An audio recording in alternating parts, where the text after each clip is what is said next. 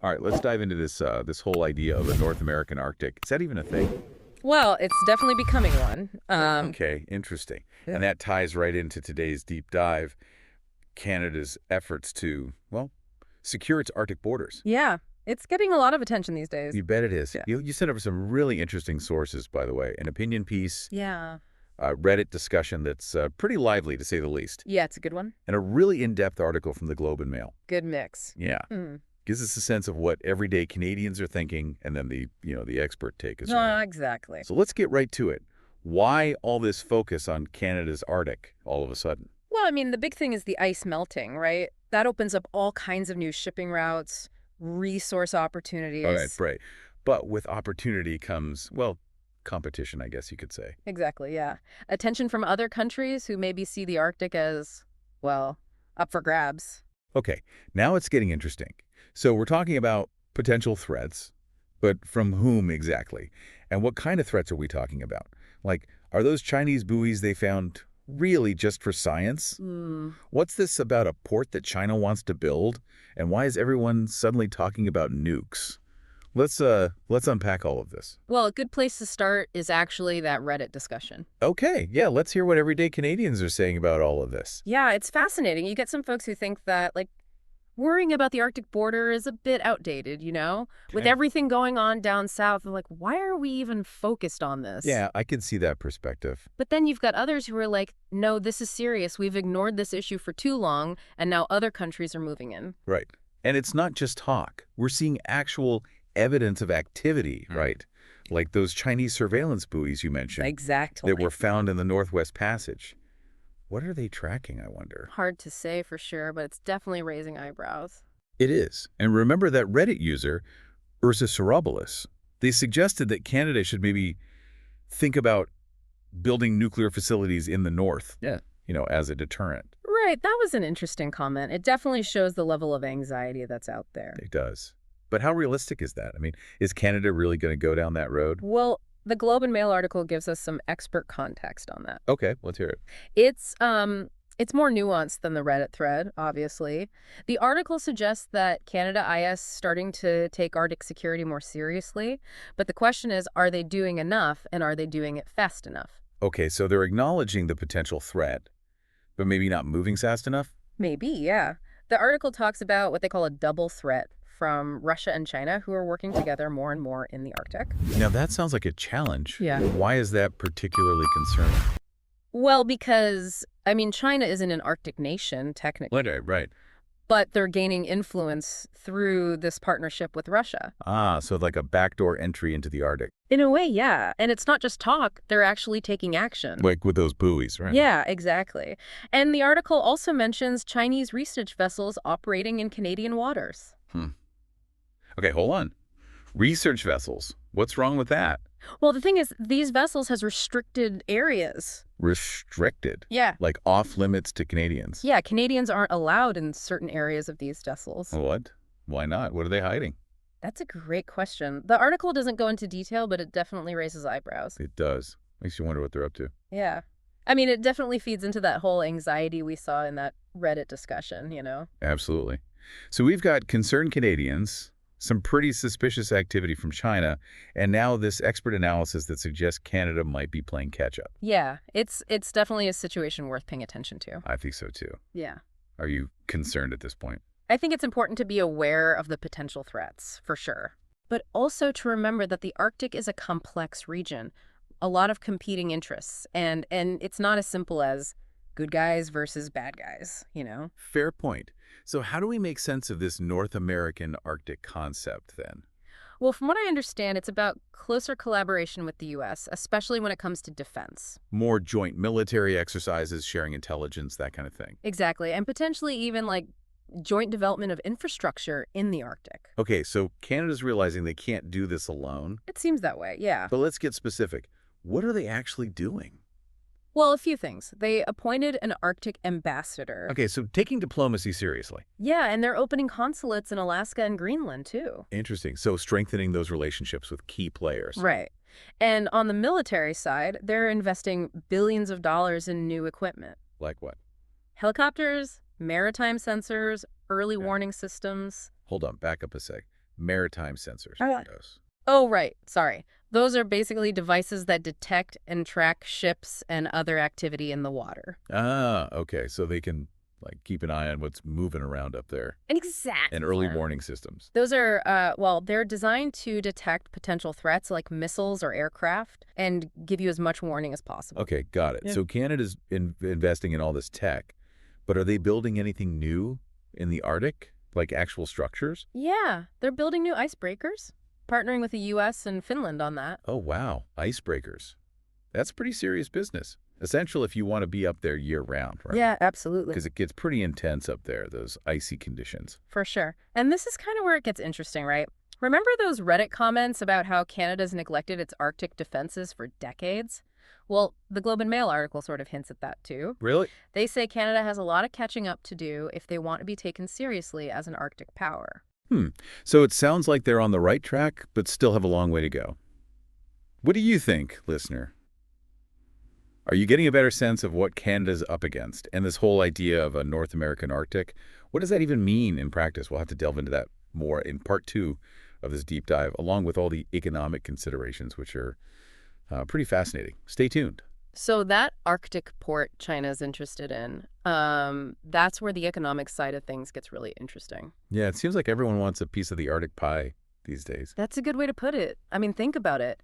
The ice melts, new shipping routes open up, suddenly the travel time between, say, Asia and Europe gets way shorter. Right, right. And then you've got access to all these untapped resources like critical minerals. Critical minerals. Yeah. Okay, remind me what those are again. Oh, sure. Those are the minerals that are like essential for all these modern technologies, electric vehicles, renewable energy systems, all that. Oh, right, right. So controlling the Arctic isn't just about like territory. It's about controlling those resources that are becoming super valuable in our modern world. Got it.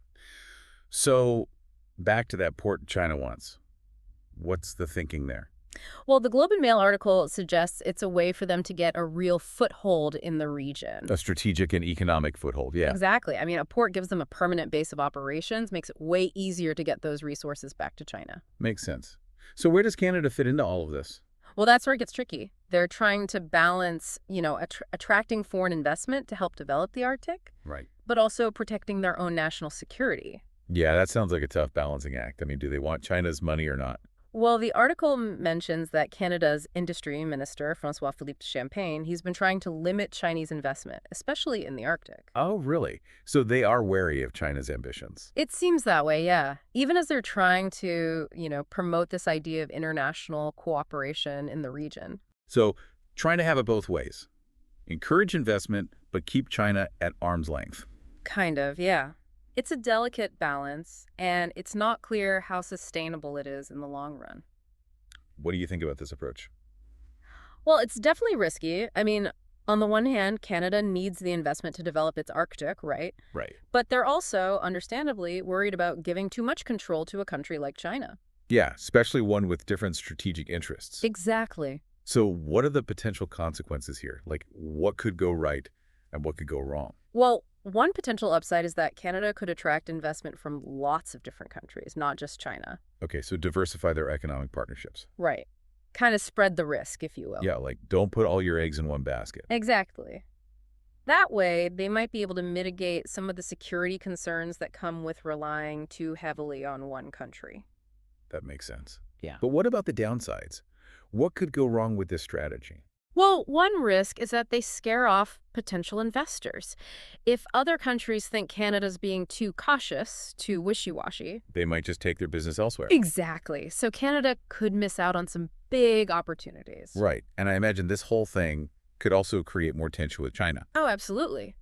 If China feels like Canada's unfairly targeting them, it could lead to, I don't know, a diplomatic backlash, maybe even retaliation. Yikes. That sounds like a lose-lose. It could be, yeah. Which is why it's so important for Canada to be really clear about what they want, what they're willing to accept, and what they're not. Yeah, they need a consistent strategy for dealing with China in the Arctic. Exactly.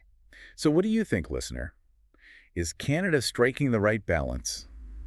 Or are they playing with fire? Tough call. But one thing's for sure, we can't forget that the Arctic is more than just resources and shipping routes, right? Oh, that's right.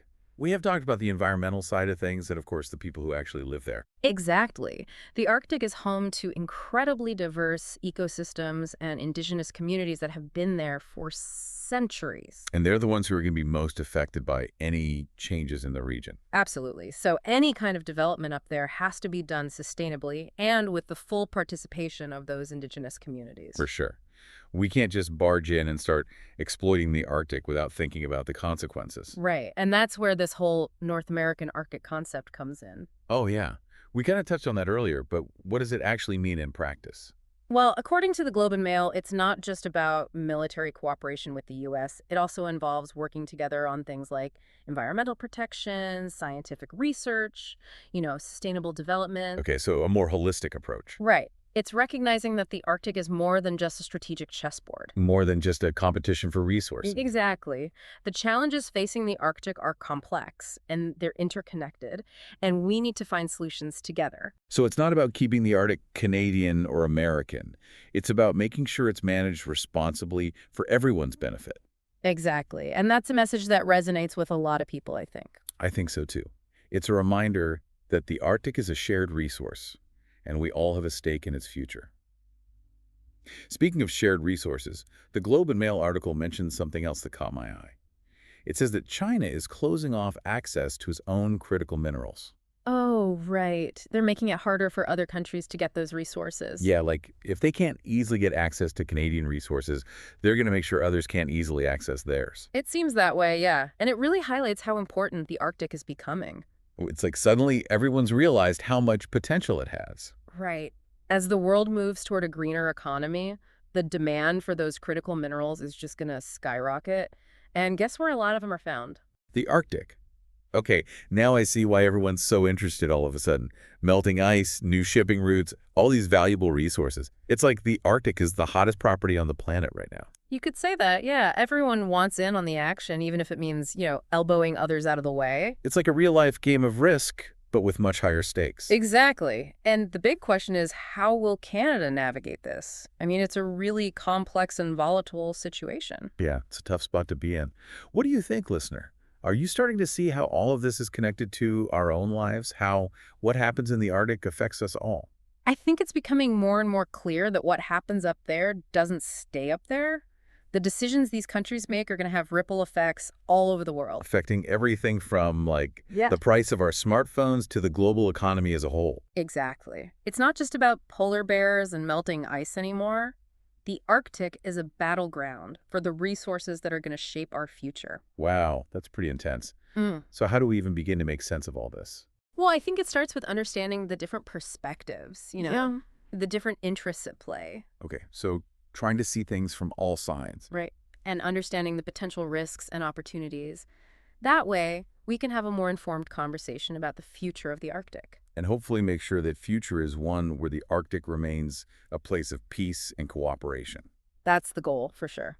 Well, on that note, I think it's time to move on to part 3 of our deep dive. We'll be exploring some of the ethical considerations surrounding Canada's Arctic policy and thinking about what role international cooperation can play in all of this. Stay tuned. After all this talk about resources and military strategy and all that, it's easy to forget that there are people who actually live in the Arctic. Right. Yeah. It's really important to consider the human dimension of this whole thing. Especially the Indigenous communities, right? Mm. They've called the Arctic home for centuries. Absolutely. And they're the ones who are going to be most directly impacted by all these changes. So what does the Globe and Mail article say about their role in all of this? Well, it emphasizes how important it is to strengthen those communities, give them a real voice in shaping the future of the Arctic. Okay, yeah, make sure they're not just left out of the conversation. Exactly.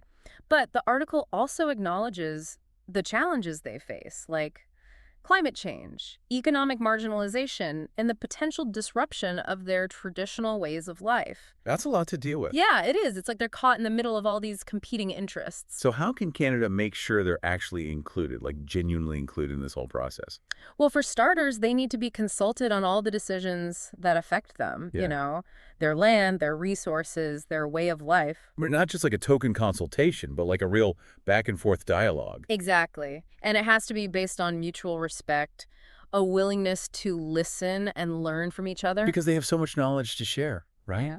About the land, about how to live sustainably in the Arctic. Absolutely. And it's not just about listening to their concerns, it's also about making sure they benefit from any economic development that happens. So creating opportunities for Indigenous-owned businesses, Hmm. investing in education and training programs, things like that. Right, exactly. It's about making sure the benefits are shared equitably and that nobody gets left behind. That's a really important point, I think. It's not just about protecting the environment. It's also about social justice, making sure everyone has a chance to thrive. Absolutely. And that should be the guiding principle for everything Canada does in the Arctic. Speaking of guiding principles, let's circle back to that nuclear question that came up in that Reddit discussion.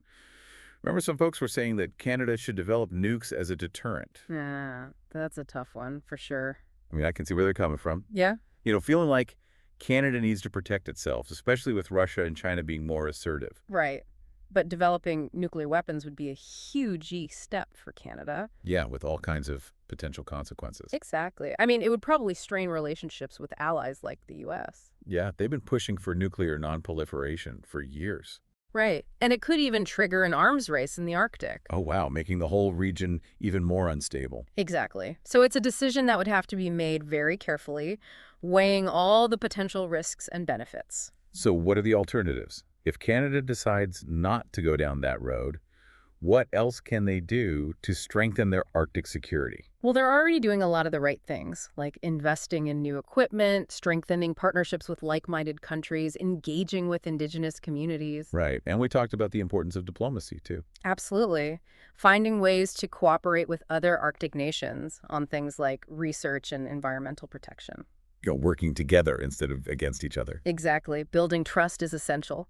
That can go a long way toward reducing tensions and preventing conflict. So it's a multifaceted approach. Military preparedness, diplomacy, collaboration with Indigenous communities, Hmm. all working together to create a more stable and secure Arctic. That's the idea, yeah. Well, it sounds like Canada has a lot on its plate. What do you think, listener?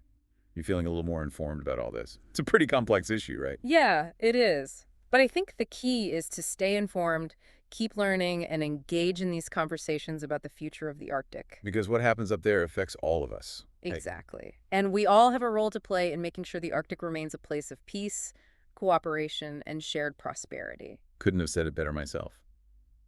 Well, we've covered a lot of ground in this deep dive, from melting ice and shipping routes to critical minerals and military posturing.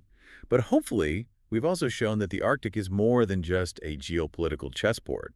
It's a place of incredible beauty and cultural diversity, and a vital part of our planet's ecosystem. Absolutely. If you're interested in learning more about this fascinating and rapidly changing region, we encourage you to check out the sources we used for this episode, along with all the other great resources available online and at your local library. Yeah, there's so much to learn and explore. Thanks for joining us on this deep dive into Canada's Arctic security.